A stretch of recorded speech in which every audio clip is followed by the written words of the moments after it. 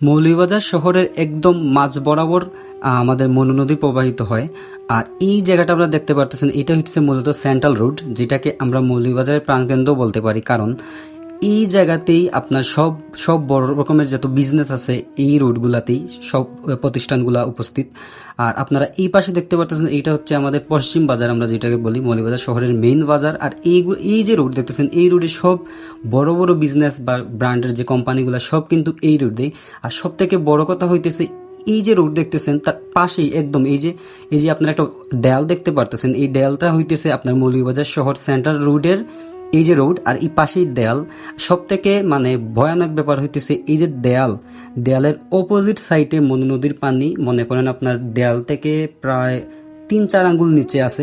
তো একদম মানে গতকালকে থেকে মৌলভীবাজার শহর একদম রেড অ্যালার্টের মধ্যে আছে। আমরা জানি যে একটা স্কেল আছে আমাদের চৌমুহনায়, এই স্কেলটা মানে 134 পর্যন্ত। এই জায়গা আপনারা দেখতে পাচ্ছেন, এটা হচ্ছে আপনার কদম আটা এলাকা। আপনারা জানেন যে গতকালকে রাত্রের দিকে মাঝরাতে কদম আটা এলাকার মধ্যে মনু নদীর পানি প্রবেশ করছে, এবং এটা হচ্ছে আজকে বিকালের ক্লিপ। এখন পর্যন্ত কিন্তু মনুর পানি এই এলাকাগুলোকে প্লাবিত করছে। সব থেকে বড় কথা হচ্ছে, একদিক থেকে কিন্তু মনু নদীর বাঁধটা ছুটে যাওয়ার পরে আপনার এখন পর্যন্ত কিন্তু মনু নদীর পানি কমে নাই। এত পরিমাণ পানি কদমাটা এলাকা দিয়ে, রাজনগর এলাকা দিয়ে লোকালয়কে প্লাবিত করছে, কিন্তু মনু নদীর পানি স্টিল 134 সেন্টিমিটার, যা আসলেই অনেক বেশি চিন্তার কারণ মৌলভীবাজারবাসীদের জন্য।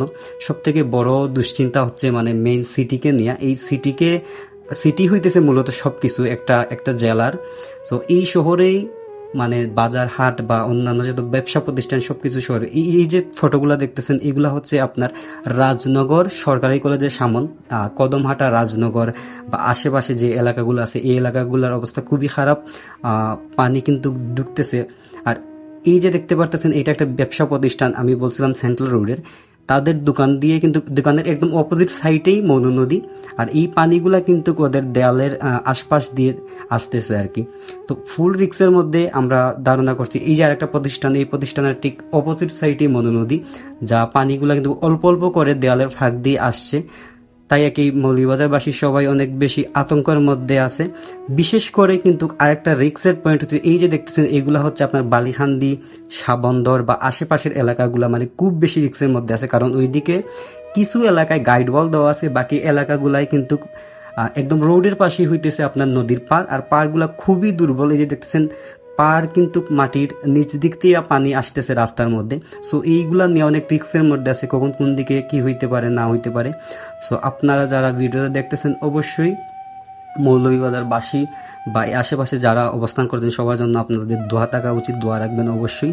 আর পরবর্তী ভিডিওতে আমি কি হইতেছে না হইতেছে ইনশাল্লাহ দেওয়ার চেষ্টা করব, যদি আপনারা আগ্রহ দেন সব।